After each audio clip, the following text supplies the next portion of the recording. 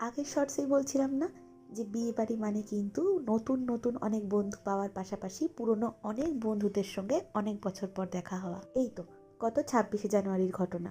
সেদিন ছিল আমার একেবারে ছোট্টবেলার বন্ধু তিতলির ফার্স্ট অ্যানিভার্সারি। আর এই ভিডিওতে আমার সঙ্গে যে মানুষগুলোকে দেখবেন তাদের প্রত্যেকের সঙ্গেই কিন্তু আমার প্রথম দেখা তিতলির বিয়েতে। মানে ওর অ্যানিভার্সারির পাশাপাশি আমাদের বন্ধুত্বেরও কিন্তু ঠিক 1 বছরের অ্যানিভার্সারি।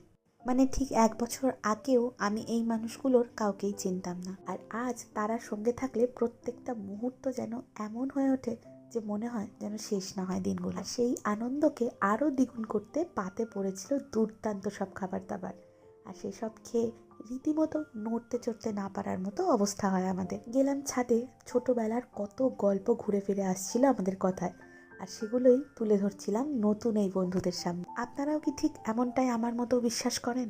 অবশ্যই জানাবেন।